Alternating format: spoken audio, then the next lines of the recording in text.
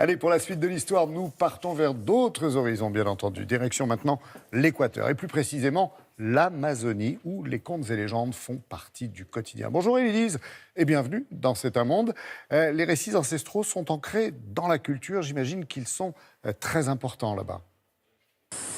Absolument, Laurent, très important et très nombreux. Nous avons rencontré la tribu Quichua qui vit dans cette partie de l'Amazonie. Et pour les Quichua, ces légendes et récits héroïques font partie intégrante de leur identité. Ils forment même ce lien précieux entre la jeune génération et la culture Quichua. Car même si nous sommes à des centaines de kilomètres de la ville la plus proche, les technologies et certains aspects d'une vie moderne frappent régulièrement à la porte de la tribu. Alors pour préserver leurs traditions et leur mode de vie ancestral, il est très important que les jeunes connaissent ces récits et ces légendes. Et ce sont les grands-parents qui ont ce rôle de raconter ces histoires et de transmettre aux nouvelles générations les valeurs, la culture et la langue quichua, comme vous allez le voir dans ce reportage réalisé avec Michael Lantaron.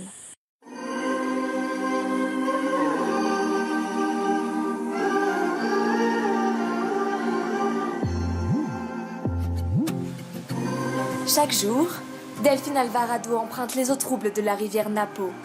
Il vit au cœur de la forêt amazonienne où aucune route ne mène, où seuls les initiés peuvent accéder. Aujourd'hui, la rivière est calme et le voyage agréable. Mais ne vous fiez pas aux apparences. Les tribus locales savent que dans ces eaux vivent des monstres légendaires.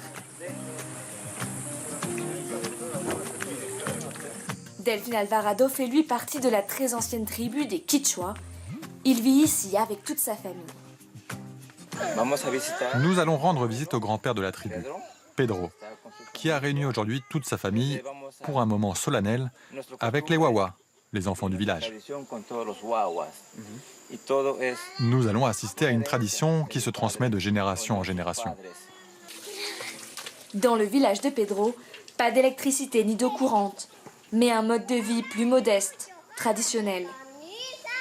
Avec sa femme Livia, ils sont les gardiens de la culture quichua et tentent de préserver de leur mieux la façon de vivre de leurs ancêtres.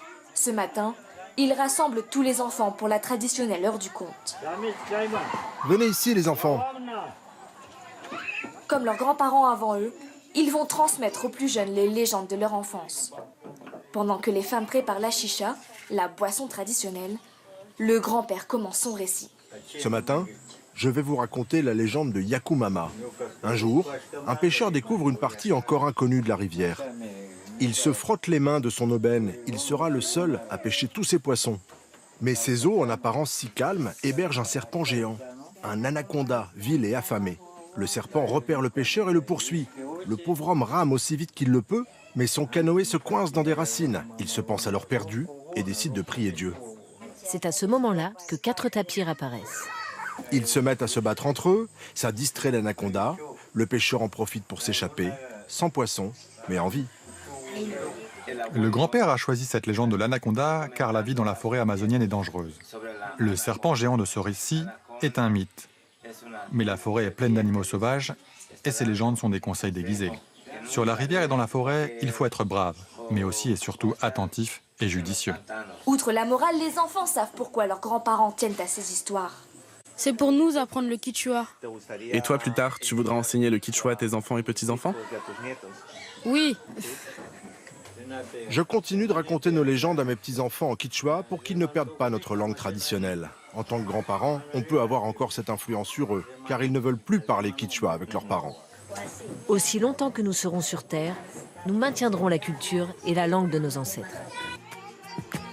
Si tous ces enfants, comme leurs grands-parents aujourd'hui, continuent de transmettre les légendes et les récits de leur tribu, alors la langue quichua perdurera.